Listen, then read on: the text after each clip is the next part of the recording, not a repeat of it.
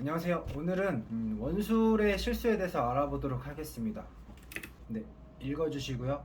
전전편의 동탁의 실수는 황제의 패위였습니다. 원소의 실수는 황제 변립이었습니다. 둘 다 황제를 어떻게 다뤄야 될까라는 아주 중요한 정치적인 문제에 있어서 둘은 커다란 실수를 저질렀습니다. 오늘 알아볼 내용은 바로 원술의 실수입니다. 황제 자립.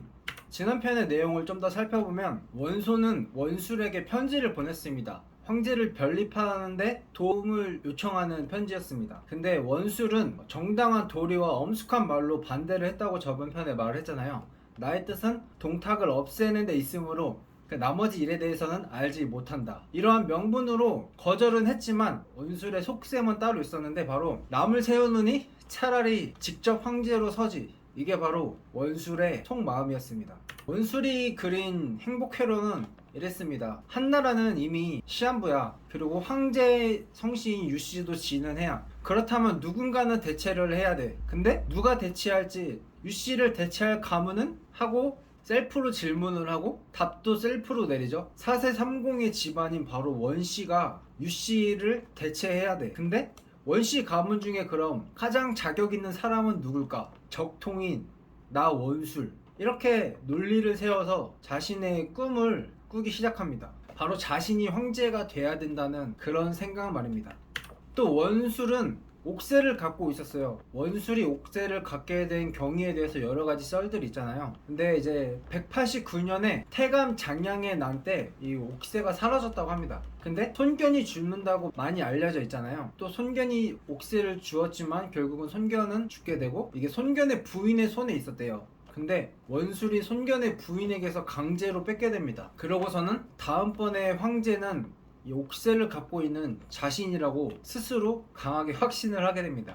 그래서 이제 원술이 회의를 엽니다. 195년에 보통 군주들이 자신의 정치적인 목적을 달성할 때 신하들이 밑에서 부추겨서 마지못해 오케이 하는 그런 모양새를 많이 꾸미잖아요. 그런 걸 기대했던 것 같아요. 그래서 부하들을 모아놓고 회의를 합니다. 하늘과 백성의 뜻을 따르려 한다. 그대들의 생각은 어떠한가? 이렇게 의견을 묻는 것처럼 하면서 동의를 구하는데 이제 염상이라는 부하가 반대를 합니다. 옛 왕조의 어떤 고사 같은 거를 끌어들여서 찬성을 하든 반대를 하든 많이 하잖아요. 그런 식으로 뭐 주문항의 이야기를 하면서 이렇게 반대를 해요. 그러니까 원술은 당연히 좋아하지 않죠. 그래서 또 다른 신하에게 질문을 합니다.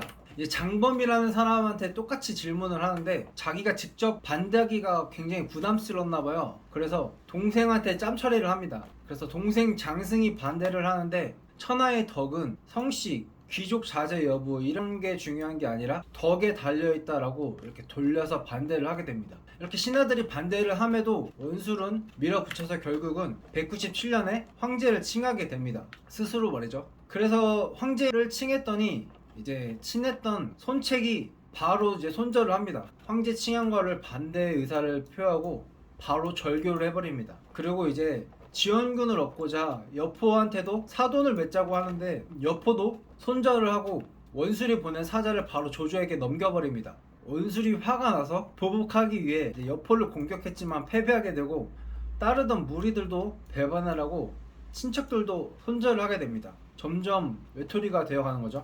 그리고 197년 조조가 이제 직접 정벌에 나서게 됩니다. 이때 조조의 상황은 1년 전쯤에 이미 헌제를 직접 맞아들인 상황이었어요. 보통 우리가 많이 아는 그 천자를 끼고 이렇게 행세를 부리는 그런 조조의 모습, 스스로 말하기를 천자를 받든 조조가 천자를 어떻게 대우하는지는 다음 편에서 좀 더 자세히 다뤄보기로 하고, 천자를 받들고 있던 조조로서는 당연히 국가를 분열하는 못된 세력들을 다 떼치떼치 해주는 그런 강력한 명분을 쥐고 조조가 직접 정벌에 나서게 되는 겁니다. 조조가 자신을 친다고 하자 원술은 이제 도망을 가는데 자칭 황제였던 원술이 임명했던 승상 서중응이라는 사람이 그래도 이 사람은 백성들을 좀 생각했었나봐요. 어차피 진 게임인데 군량을 갖고 버티는 게 아니라 백성들에게 나눠줬다고 합니다. 그러니까 원술이 이거 가지고 또 꿍시렁 됐다고 해요. 그렇게 나눠줘서 얻게 되는 명성을 또 니 혼자 갖냐 이런 식으로 불만을 표했다고 합니다. 그래도 원술이 2년 정도는 존버를 했다고 해요. 더 이상 이제 감당이 안 되니까 이제 원소에게 넘긴다고 의사를 표시했다고 합니다. 이 당시에는 원소도 공손찬을 이기고 세력을 크게 확장했기 때문에 좀 더 야망을 키우는 상황이었습니다. 에피소드가 있는데 경포라는 부하한테 이렇게 적어주고 그대로 읽으라고 했다고요. 적덕은 다 했으니 황천이 일어나야 한다. 적덕이 유씨라고 해요. 그리고 황천이 원씨라고 합니다. 적덕은 다 했으니 황천이 일어나야 한다. 이런 거를 원소에게 보고를 하게 했는데 원소가 분위기를 떠보는 거죠. 근데 이게 무슨 개소리 하고서 분위기가 너무 안 좋았던 거예요.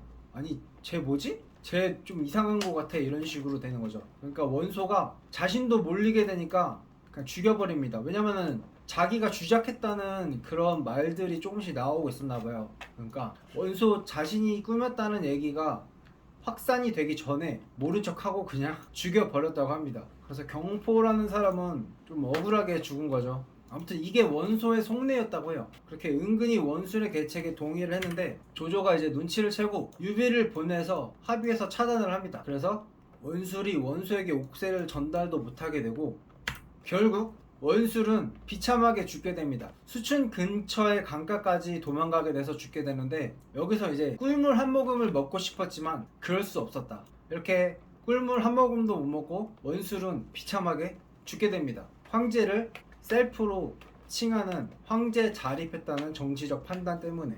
사실 원술의 실패는 인과응보였다고 합니다. 삼국지에서는 원술이 이제 사치에 빠져서 멋대로 행동하고 세금을 거두는데 한도가 없었다고 해요. 그래서 백성들이 엄청 괴로웠다고 하고 법도를 정하지 않았고 약탈을 해서 재물을 모았고 사치가 끝이 없었다고 합니다. 황제를 칭한 후에는 또 향락과 사치가 점점 심해져서 수백 명의 후궁들 모두가 비대한 옷을 입는데 병사들은 헐벗고 굶주려가지고 장강 회수 지역에는 사람들의 자취가 끊기고 백성들이 서로를 잡아먹었다고요.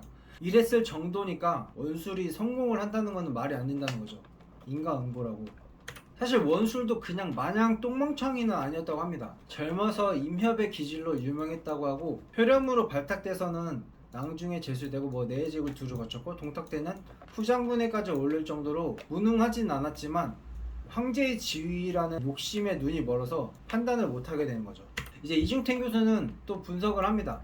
이 모두가 하고 싶은데 아무도 앞장서지 않는데 원술이 지체 없이 가장 먼저 선봉에 쓴 거죠. 그러니까 모든 이 군활거의 리더들이 다 당연히 황제 자리가 탐났겠죠. 근데 이게 너무 조심해야 되는 문제이기 때문에 다 이렇게 눈치만 보고서 계속 고민하고 있는데 가장 먼저 앞장을 서게 됐고 앞장을 서자마자 모든 사람의 관역이 돼버린 거죠. 사실 원소도 정말 간절했는데 꾹 참았다고 합니다. 그리고 조조는 이제 손권이 조조를 함정에 빠뜨리려고 황제로 칭하라고 제안을 했는데 조조는 손권의 속셈을 눈치채고 절대 속아 넘어가지 않고 황제를 넘보지 않았다고 합니다. 처음엔 말이죠. 근데 이제 원술만 몰랐던 거예요. 먼저 점령하면은 다들 어쩔 수 없이 인정할 거라고 완전히 잘못된 판단을 해버린 겁니다. 그 결과 원술은 몰락을 하게 된 거죠.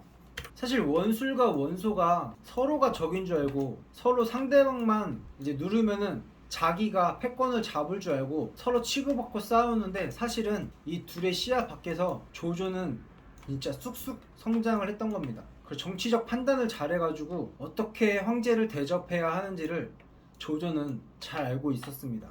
오늘 내용은 여기까지였고요. 드디어 다음 편에서는 그렇다면 조조는 황제를 어떻게 다뤘는지에 대해서 살펴보도록 하겠습니다. 안녕.